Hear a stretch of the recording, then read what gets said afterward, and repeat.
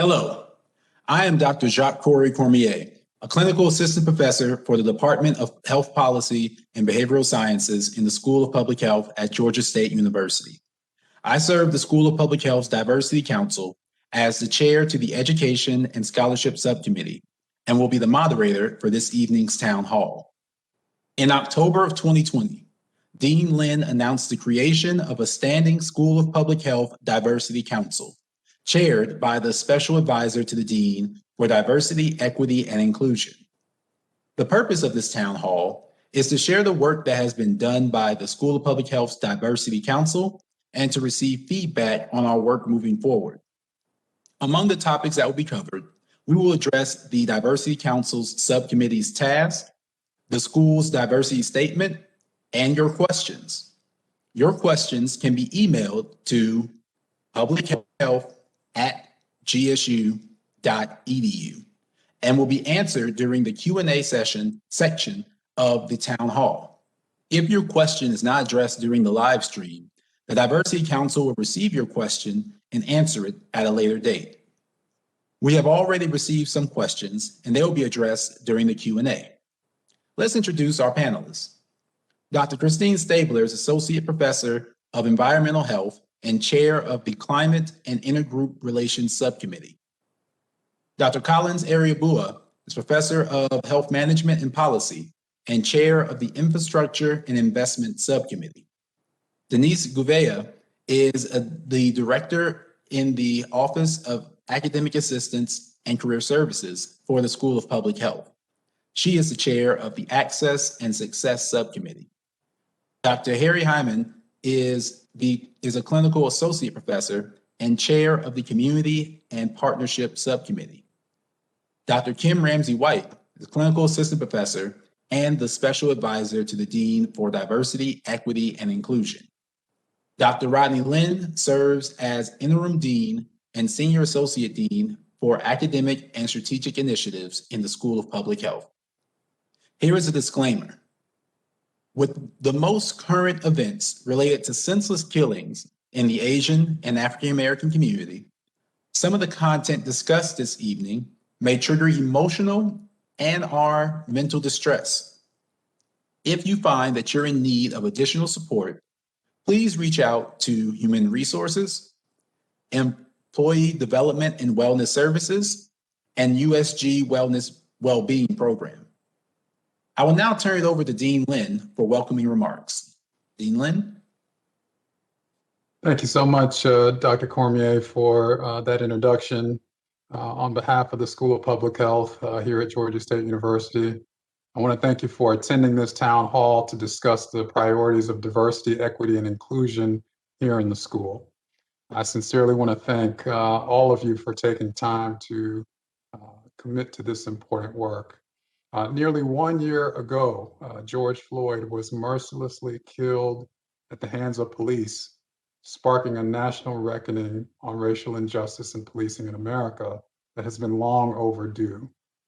Last week, we achieved a measure of justice for George Floyd when his murderer was held accountable for his reprehensible actions. While we feel a sense of justice as a result of the verdict, I do wonder, why was there so much suspense and uncertainty about the outcome when we could all see clearly with our own eyes that Mr. Floyd was murdered in the light of day? That in and of itself is telling, our uncertainty about the verdict, that is. But it's really reflective of a judicial system that has too often and repeatedly denied justice to the Black and brown victims of police violence. The guilty verdict announced last week is progress. However, we have much further to go. We will not achieve true justice until we have dismantled systemic racism and Black and brown people are no longer dying at the hands of the police, those who are really meant to serve and protect our communities. We remember and we continue to fight for justice for so many other victims of police brutality. Eric Garner, Michael Brown, Daniel Prude, Terrence Crutcher, Philando Castile, Breonna Taylor, Dante Wright, Adam Toledo, Makia Bryant, Andrew Brown, and countless others.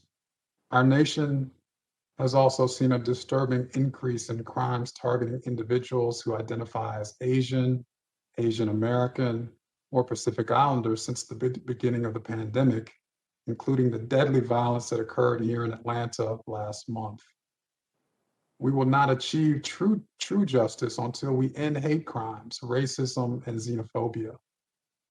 It is imperative that we as a school community commit to doing our part to fight systemic racism, xenophobia, anti-Semitism, homophobia, transphobia, ableism, sexism, and hate and discrimination of any kind to bring about a world that I know we all want to share together. One that celebrates diversity, promotes equity, and champions inclusion.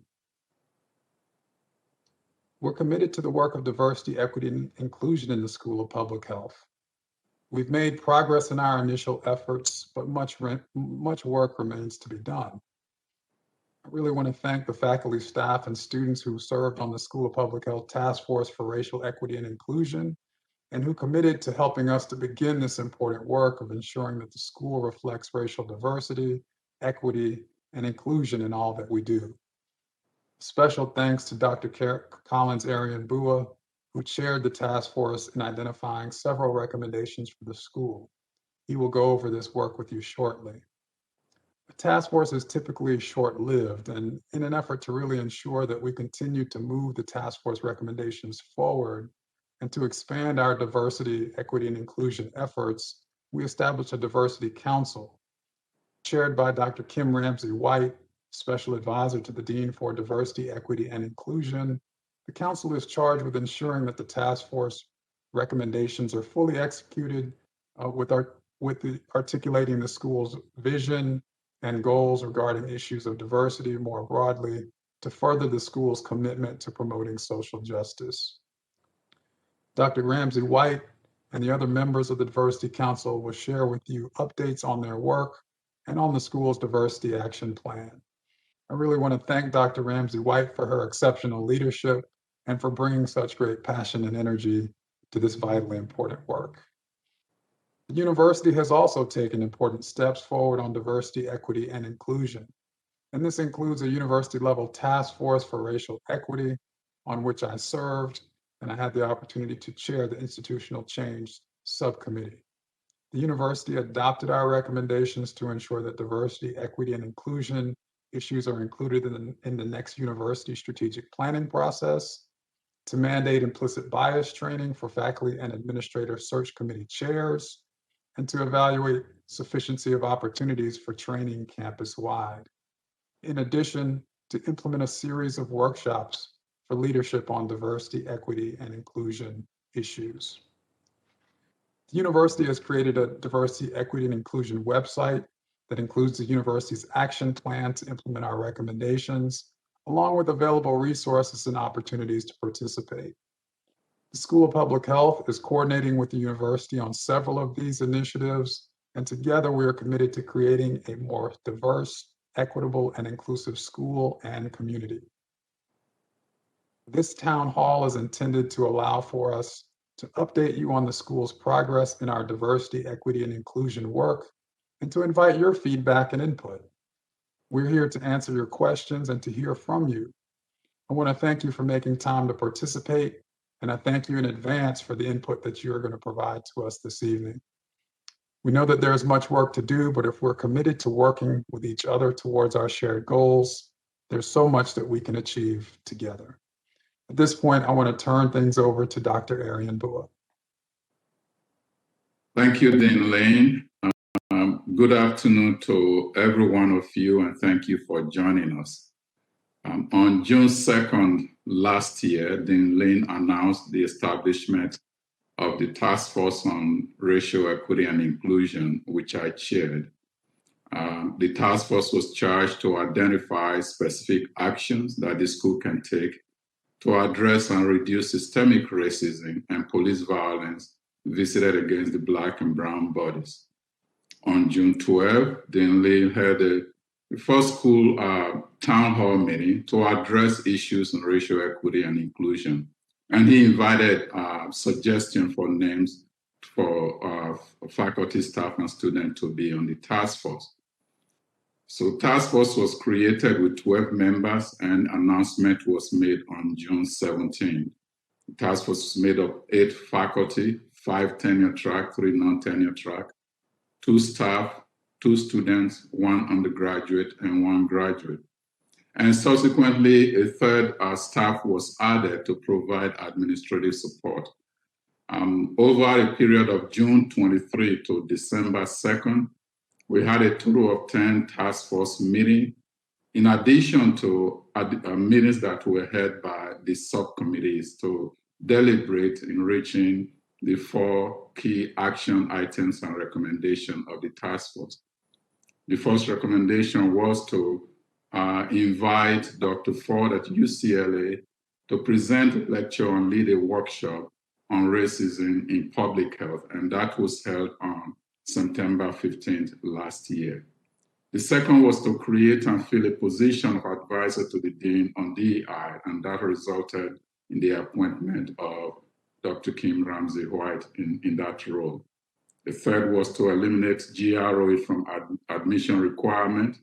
And the final recommendation was to have a diversity statement for job applicants. Before we close, we also offered 5 important areas that we felt was important for the Diversity Council to bear in mind.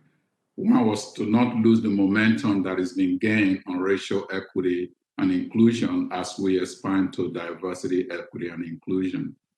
The unconscious bias training was a part of the recommendation for moving forward. As you heard, the Dean talked about that also being a part of what the university is going to be focusing on. The third area has to do with students and to ensure that we integrate racial equity and inclusion into curriculum and training. At the level of staff, the need to ensure that we have spaces for staff support as it relates to racial equity and inclusion and diversity, equity, and inclusion. And the final step as moving forward was the need to develop a mentoring, professional development, professional advancement plan for faculty. And I will now hand over to Dr. Kim Ramsey White. Thank you so much, Dr. Airhihenbuwa, and thank you, Dr. Lynn, for your leadership in this work. Your opening remarks made it all come even more into a forefront of why the work that we're doing is so important. I have just a quick PowerPoint to give us some visuals to help us with my presentation, so bear with me just a second. Okay, I take it everybody can see, okay? So welcome and thank you for attending our Diversity Town Hall meeting. Over the next 10 minutes or so, I, along with some of our committee chairs from the Diversity Council, will share with you the work that we've done this semester. Hopefully, those of you who have joined us have had an opportunity to review our council update document and will be familiar with some of the information that we will share. So here I just wanted to give you a glimpse into the work that the council conducted each month this semester. The council was convened in December 2nd, when we sunsetted the task force. We, that same day, had our first diversity council meeting. Most of the members from the task force transitioned to the diversity council as a way to help us to fulfill that first recommendation that Dr. Airhihenbuwa said, and that was to maintain the momentum that we had already developed as far as the task force was concerned. We did add 4 additional members to the council at that point, also just to give some broader representation from our students, our faculty, and our staff. In January, and that took our council membership up to 16. In January, I introduced to the council the idea of the Inclusive Excellence Framework, and I'm going to talk a little bit more about that in a few minutes. And the Inclusive Excellence Framework and the dimensions that go along with it. From there, each subcommittee was able to examine some of the data that we had from university and school level sources to help inform how we would go about developing goals beyond just what was identified in the task force. And in March, we spent, each subcommittee spent time in their subcommittee meetings as well as in our council meetings, discussing and iterating what those goals should be. Which brings us to today, here in April, which is our opportunity to present to our School of Public Health community the work that we've been doing and to get that information, get information from you all about your ideas about the work that we've done. Dr. Airhihenbuwa went through really the first 4 things there, not to lose momentum. The council task force recommendations that we wanted to follow up with. He's already talked about the first 4, and actually just the last 2 are the ones that I really want to focus on. And you'll hear more about the work that we've done as far as the elimination of the GRE from our admissions requirements is concerned. But then that last one is the diversity statement for new candidates.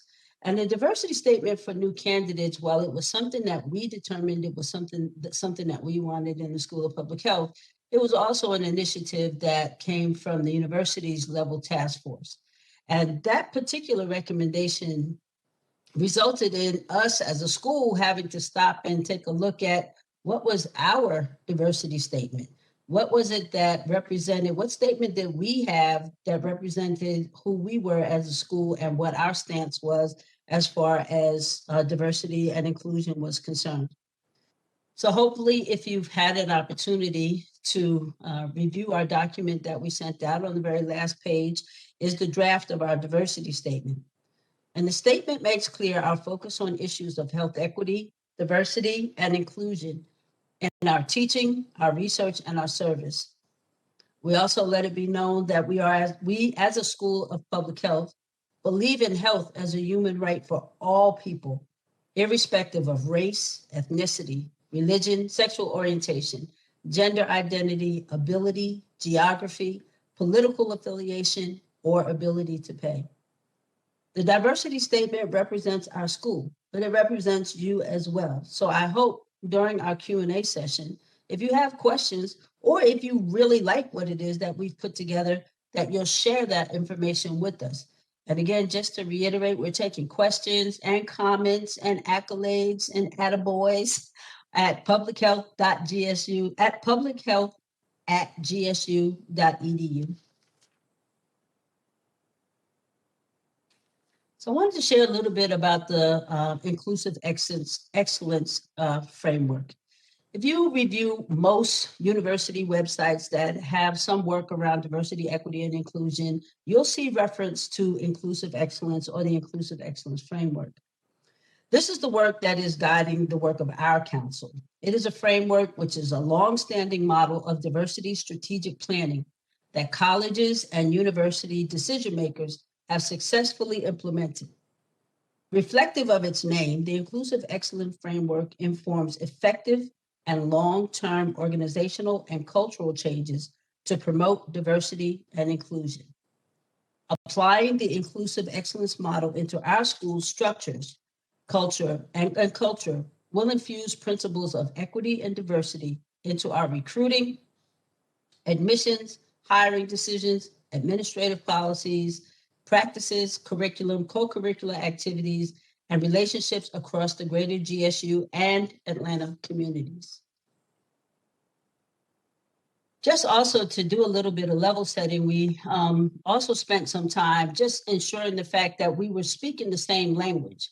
So coming up with definitions and making sure that everybody was referring to, had the same notion or mindset about what things meant was really important. So we started with these 4 words and made sure everybody had a good understanding of them. So diversity being the full spectrum of human attributes, perspectives, identities, backgrounds, and disciplines.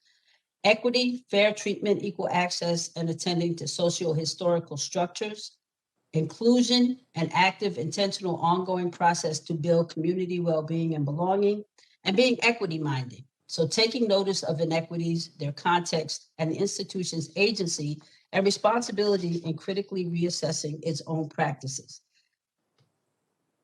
The other thing that was really very evident from the beginning was we've been thinking from the beginning, how do we engage our broader School of Public Health and the Georgia State University Committee?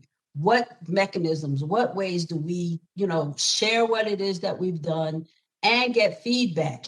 I really can't emphasize enough how important that work is to us. We wanted to ensure we were being transparent. We didn't want anybody to feel like we created goals or ideas in isolation of the rest of our community. So right from the very beginning, I assure you that how we engage our broader school community has been at the forefront of the work that we've been doing. And these are just some of the ideas that we mentioned and thought about in terms of doing that work. So as I shared with you in our Inclusive Excellence, we have 5 dimensions. And now each of our committee chairpersons is going to share with you their dimension and talk a little bit about how they got to the goals and objectives that they got to. First, we'll have Dr. Christine Stauber.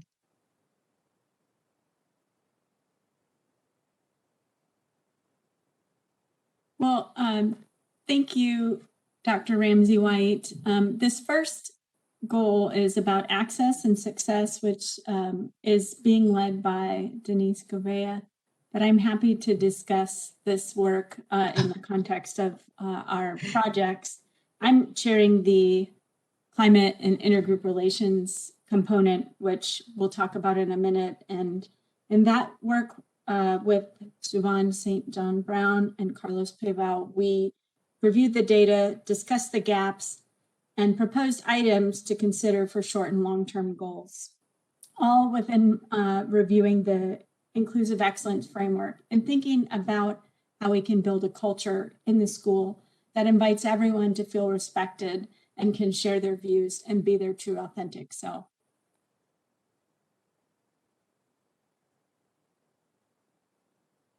Thank you, Christine. I'm so sorry about that. Denise Gouveia is chairing the Access and Success Goal. I apologize, Denise. Thank you, Dr. Ramsey White. Our subcommittee is Access and Success, and we came to this goal of developing and maintaining an infrastructure because we know that once this work once we initiate this work, we want to have an infrastructure in place that will support this work and keep it ongoing. Now, there are 3 other members in this subcommittee. There is Dr. Shannon Self-Brown, who is the chair of the Health Policy and Behavioral Sciences Department. There is Ms. Shonda Scruggs, who is a DRPH student. And there is Ms. Donna Holloway, who is our HR officer in the School of Public Health. And together, we looked at access and success. We would like for there to be equality and inclusion, equity and inclusion for everyone in the School of Public Health, students, staff, and faculty. And to do that, we looked at where are we now and what do we need to do to get to that goal that we've established. And so we did this in a number of ways by looking at where are we now, looking at data, looking at our admissions process, looking for any types of biases that may exist. And the work is ongoing, but to the end that we want not only for students, staff, and faculty to gain access, but we want them to be successful while they're here. And we definitely want students to successfully complete their programs here and go on to be wonderful alum of the School of Public Health. So I'll stop here so we can go on to the next area of focus. Thank you so much, Denise. Our third group is our Education and Scholarship Committee, and that is chaired by our moderator, Dr. Jacque-Corey Cormier. Part of the Education and Scholarship Subcommittee, we have Dr. Catherine Mason, Mr. Mark Crankshaw, and Mr. Will Sanders.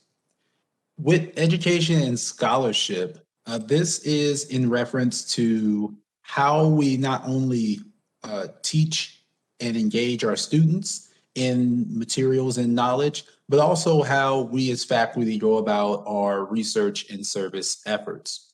And we want to reinforce a commitment to social justice, health equity, inclusivity, acceptance, diverse perspectives, and a global health competency. And so some of the actions that we are undertaking includes, but not limited to, conducting a survey study on faculty and students' research and service learning opportunities so that we can better provide opportunities for our students to get involved in research and our service learning while they're in school. So we're working on creating a survey that's going to identify faculty that have space and their topic, the field of speciality, and also students, and really trying to understand what are some of their barriers to getting involved in research and service learning opportunities and how the School of Public Health can address those. We also want to look at the curriculum for all of our classes, because when we're talking about, let's say, one competency such as knowing public health history, there's more to public health history than John Snow. And there is more contemporary and underrepresented individuals that could be highlighted to fulfill that competency, for example. So we're going to be looking through the curriculums and syllabi of our graduate and undergraduate classes to see where can we decolonize some of our lectures and some of our objectives within our learning modules. And also our subcommittee contributed to the design of the School of Public Health's diversity statement. Thank you so much, Dr. Cormier. Our fourth dimension is infrastructure and investment goal. And I, along with Dr. Cormier and Dr. Airhihenbuwa, serve on this committee. And essentially, this committee is there to think about how we can support the School of Public Health through equitable and inclusive administrative policies and investments. So, what does that mean exactly? Well, one, it starts with creating our diversity statement. So what does it say about our school as far as diversity is concerned? It gives us some accountability in terms of, as a school, how to administer our policies, consider where we're making our investments. Our subcommittee also will work with developing a 2-year action plan for diversity, equity, and inclusion. So taking all of the work that everyone has done and actually putting it into an action plan with actionable and measurable items that we'll be able to execute at least over the next 2 years. We also will be working on developing assessment tools and metrics for the overall action plan to assess our progress and to look at the challenges that we continue to have. And finally, I'd like to introduce Dr. Harry Heiman, who will share with you a little bit more about our community and partnership. Thank you, Kim. The Community and Partnership Committee also includes Travis Chambers and Krista Wright, and we're operationalizing this as an opportunity to engage the School of Public Health and GSU communities, as well as our surrounding communities, through both strengthening existing partnerships and building new ones. Internally, this will include creating safe spaces for faculty and staff to have conversations about racism, about racial equity, and other issues related to diversity, equity, and inclusion. We're also developing learning opportunities, building on relationships with university and community partners to bring a public health lens to equity and social justice issues like police violence, mass incarceration, housing, and others. Thank you so much, Dr. Heiman. So that's just a brief kind of overview of the work that we've done. Really, was hoping that everyone had an opportunity to take a good look at the work via the diversity document that we submitted.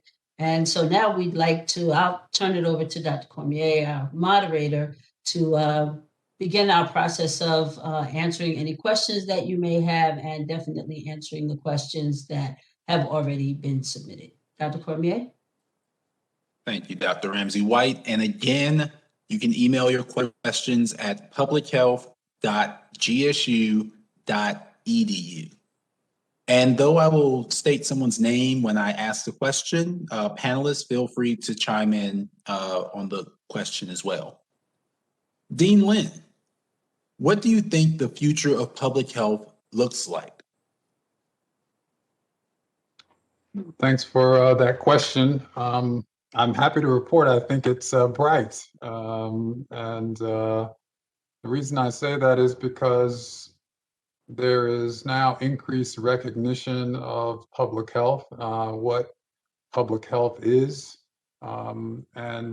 Certainly we continue to have work to do to help the average person understand the breadth of public health, but I think most of us would agree that there is now broad recognition of the importance of public health. As a result, we're seeing increased funding, and I'm hopeful that we will see expansion of public health infrastructure as well, which would mean infusing more resources and positions, FTEs, into local and state health departments, and at the federal level as well. Beyond that, I think corporate America understands why public health is important, and why education, prevention, and a strong infrastructure is vitally important. And so, I think those are really important elements for ensuring that our passion, our field, public health, continues to thrive and do well and have a seat at the table, and a leadership seat at the table. The last thing I'll say is just that I think that the pandemic has really laid bare health inequities and health disparities. And I think there's a growing commitment and increasing will to confront health inequities. And so all of those things bode well for the future of the field and the discipline. And, what we should all be doing is looking for, the places to plug in and make the biggest difference. So those are my thoughts, but others may have things to add.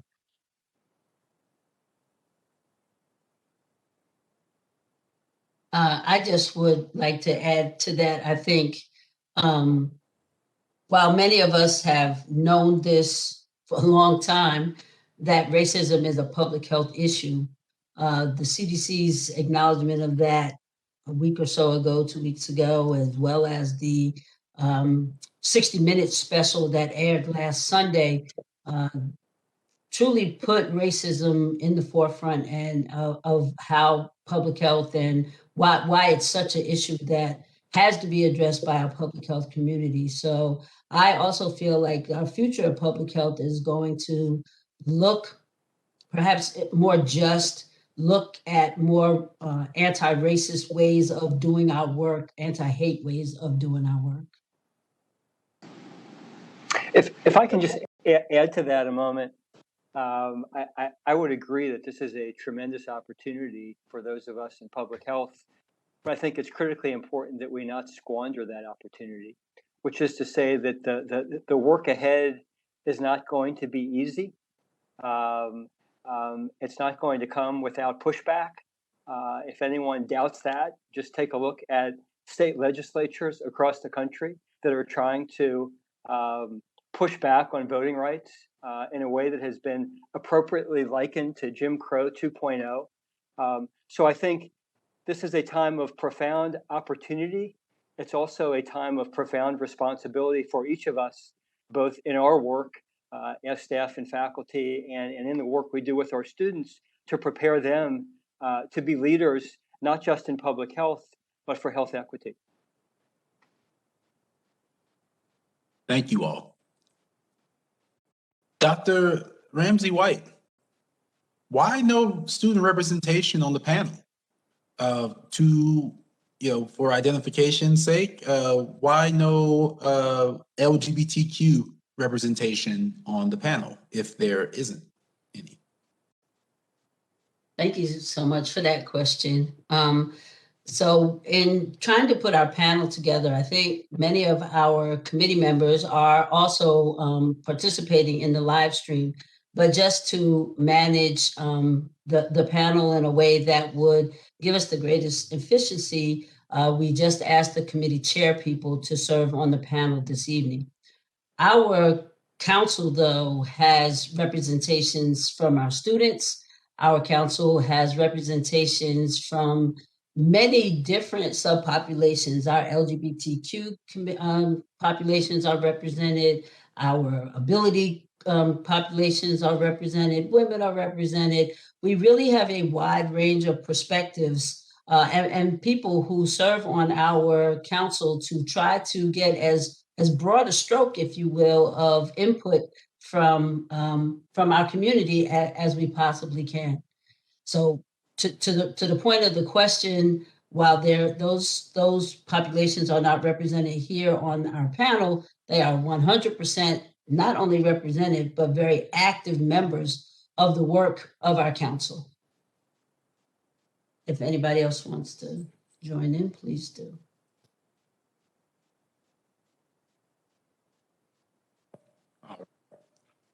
So for Doctors Lyn and Ramsey White, how does the School of Public Health plan to address all facets of diversity and ensure that diverse voices from all population groups are heard? Yeah, that's a great question. We, really start by working to ensure that we have a representative diversity council, our task force, and then now the diversity council. And as Dr. Ramsey White has just shared and made clear, we have really diverse representation and engagement and leadership participation in the council. Additionally, we're obviously seeking to invite input through events like this because we don't want to create plans and statements on the school's position without inviting and allowing for input from the broader School of Public Health community. Additionally, we're going to have a form on the School of Public Health website that invites and allows for individuals in the community to submit input into our process and provide feedback, because obviously not everyone can do that through this forum this evening. There's just only a limited amount of time. So that's something else that we're doing. We also will do surveys and focus groups and get an understanding, give other opportunities for the community to respond. And these are things that we have done in the past. We've started, just last spring, surveying our faculty and staff and getting feedback from them. When I came in, started as interim dean, one of the first things I did was to bring students together from different academic programs and to hear their input about their experience in the School of Public Health. So I think those are the kinds of things we will continue to do. We always want to hear from members of our community in terms of opportunities, things that we can improve in the environment, or if they're having experiences that are less than positive, we want to know that too. So, in closing on this statement, just say that the goal is to get input and to ensure that the plans that we put forward and the initiatives that we put in place are reflective of, the best that we can come up with in terms of advancing diversity, equity, and inclusion. And just to add to what Dr. Lyn shared, and I also would encourage perhaps our subcommittee chairs, if they have ideas and thoughts about ways that they'll gather additional information in their committees, to please chime in as well. But I think that that's a really great question, because there will be so many needs that people have. And it'll be difficult to try to meet everybody's needs to the extent that everybody would like their needs met. But the one thing that we can do is to ensure that we allow people and give people the opportunity to share what their thoughts and what their needs are. And so we have spent some time also thinking about, as Dr. Lynn said, focus groups, surveys, but also mechanisms to provide regular updates as far as the Diversity Council is concerned. So whether that's in department meetings, when there are department meetings, in the dean's newsletter, in the student and alumni newsletters, to try and ensure that we post and present information as updated as the council is doing the work that we're doing. And in addition, our hope would be that at least once a semester, we'll have an opportunity to have an open forum like this that solicits feedback from others. Would anybody on any of the subcommittee chairs have anything to add to that? Oh, hey, Jacque-Corey, in addition to that, you're really thinking about the desires and also needs of our faculty, staff, and students when they come into the school, be it a new hire or someone newly admitted to the program. Thinking about how we can address some of those needs and desires so that we can begin to build for the future generation of hires and students that come into our school. And I would also like to add, in regards to access and success, really looking at just data that we have on students and collecting that information, looking at trends over time to see where we need to fill in the gaps. So that's a way that we're going to look at ensuring that there's diversity and inclusion by seeing where those gaps are.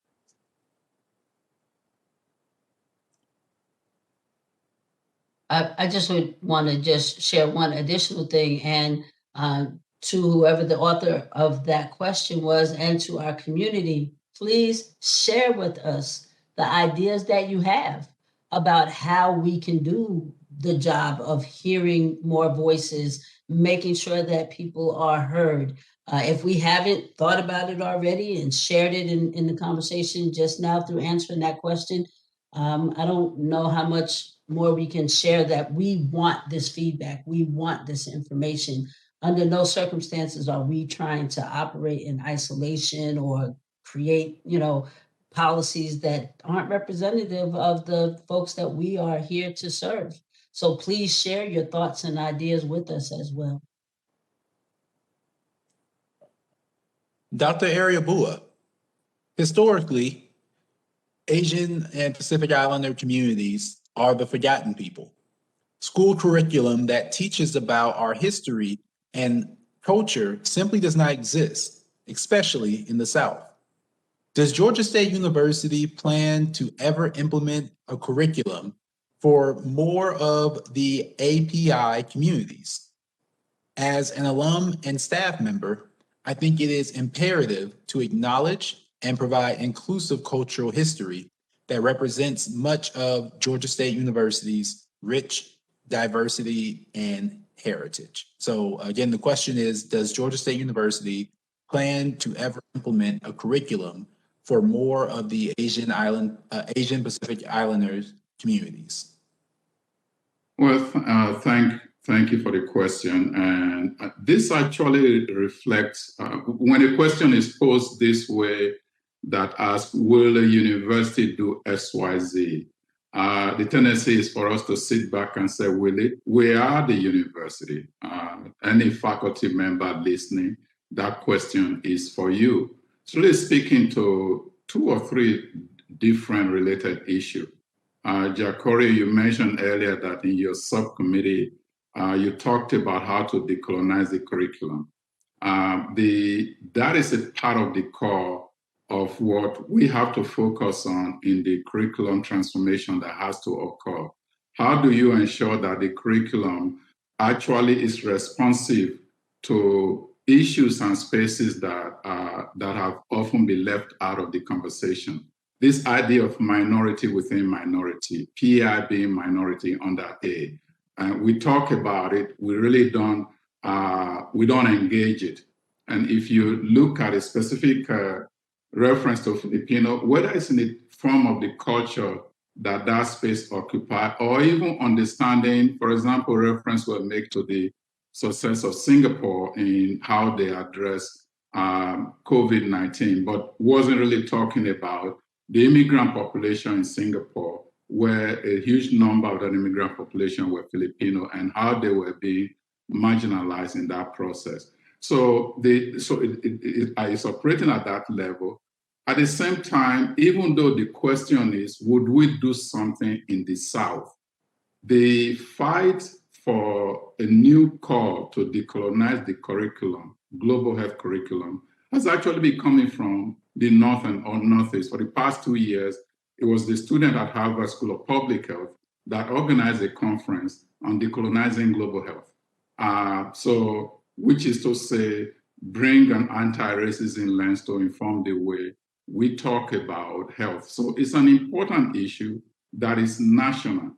It's not just a question of whether it's a problem in university in the South. That has this particular issue, but it's something that we have to be prepared to address. And think of it in this way. If you think in terms of denominator and numerator, there are certain ways that we can talk about health and how it affects people that cut across several cultures as a part of denominator. Then the numerator can be some specific example and references we can give. COVID-19 response was better for public health lesson in other countries than in the US. So that is a lesson we have to bring back. Some of these countries that are usually not talked about had a better response with fewer resources to COVID-19 at the level of mitigation. Now we have vaccine, it's a different type of conversation. So I think it's an important question. It fit into what Kim Ramsey White was saying. I'm glad it was asked. I think even though it's asked of the university, it's really being asked of us, that as we look at diversity, equity, and inclusion space, to not forget that there are, even when we broadly say Asian, there are Vietnamese, there are Lao Yumian community that I've worked with in Oakland, California, for example. And there are different subpopulations within a broader geographic identity that should not be forgotten in the broader conversation of how to create nurturing space for different subpopulations. It's really a great and exciting opportunity for us to learn from one another, share and learn. So I think we have a promising future ahead as it relates to inclusion of different cultures. I wanted to just add on to what Dr. Airhihenbuwa said, and it's an issue for public health, right? We asked that question in the context of curriculum development, but that space of belonging and caring and seeing yourself in spaces is just as much a part of our work in public health as the epidemiology is, as teaching those methods are. It's our responsibility to create those greater spaces where people do feel that belonging. And so I felt like the question was asked in the context of curriculum, but it's a public health issue as well. Thank you. Ms. Gouveia, with trends of graduate programs no longer using standardized testing as a requirement for admissions for the sake of equity, have there been any discussions to either remove or seek some other requirement than the GREs? Thank you for that question, Dr. Cormier. Yes, the short answer is yes, but I'll go further. So this was a recommendation that came out of the original task force that the School of Public Health had for racial equity and inclusion. And that recommendation was to eliminate the GRE requirement. There is a process to that. So there has been an extensive conversation about this at the School of Public Health. And we've so far eliminated it for our graduate certificate programs. And we are in talks and having discussions in regards to our other graduate programs, which would include the MPH, the DRPH, and the PhD.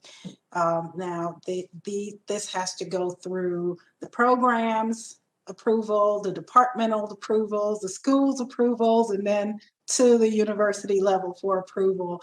And so it is a bit of a lengthy process, but we are definitely in talks when it comes to this. And the second part of the question right at the very end refers to what would be used perhaps as a substitute for the GRE if we were to eliminate them from admissions. And we've always had a holistic application review process. And so it's never all been hinged on test scores. So we look at the entire applicant, we look at past experience, we're looking at those statements of interest, we're looking at everything that a student, that an applicant is giving to us. And that, we're looking at the academic record, which is a really good place to start. And there's probably talk amongst schools and things like that about perhaps adding a question or two that if there was not a GRE, what would we be looking at instead? Maybe we add some questions for clarity. Again, all things that are in progress and talks that we're having within the school. Just one more thing I want to mention, and I think it was alluded to earlier, is when you're looking at admissions and fairness and diversity and inclusion, one of the really wonderful things that we've had a chance to do recently was to have some training for our faculty in implicit bias in graduate admissions. Is very helpful. And so those are all things that we're looking at. This question is very timely because this is what's happening across universities right now. So thank you for that question. Thank you. Can someone speak to the mentorship program and how it will function for junior and mid-level faculty? I will talk a little bit about mentorship because it's an area that the Climate and Intergroup Relations Committee is discussing. And really, one of the things that we wanted to do was to really get an understanding of what types of mentorship, formal and informal, are happening in the school, and not only with faculty, but also with students and staff. So one of the things we hope to do is to have discussions with students, staff, and faculty about mentoring, and then perhaps work with different committees like the Faculty Affairs Committee or the Staff Affairs Committee or student groups to implement programs that would engage mentoring in lots of different ways. And of course, to look at mentoring through an equity-minded framework and to really explore what that means. So that's a very beginning part of what we hope to do in the Climate and Intergroup Relations Committee, but there are other committees that are also discussing mentoring. So I would let them share their thoughts too. I'll just add to your comments, Dr. Stauber, that in the school, we're really committed to ensuring that faculty have the mentorship they need. This is something that the faculty have identified as an area they want to see more support. And so we're initiating, action toward that end. And we put that in front of the Diversity Council to obtain feedback. But I think there'll be additional opportunities for faculty to contribute and to provide input into what it actually looks like. And I think it's a kind of thing that you can launch a program, or you can modify and strengthen that program over time. There may be something you're doing that's not working. There may be something that you can add to the program. And so I think we're going to certainly launch an effort immediately, working on this over the summer, launching something in the fall, and then really looking to continue to get input and feedback so that we can ensure we have the right kind of mentoring for faculty in the place that they're in, because we have different kinds of faculty, different ranks, and they may need different kinds of support. So, I look forward to working with the faculty and the leadership on that.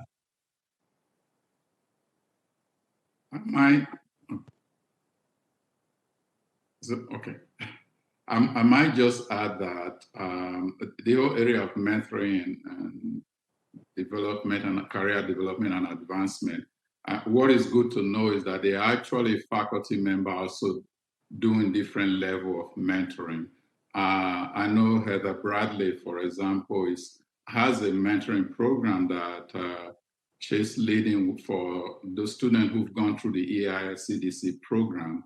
I talked to her group sometime last week in terms of doing this pairing career advancement, career mentoring, that even as we talk about a need for it, there are faculty members also providing that sort of leadership to students and alumni. And then we can pull our head and resources together to really come up with something that is meaningful and can relate to different faculty staff at their level of development. So we do have resources to also draw on to work on what the ladies I just talked about.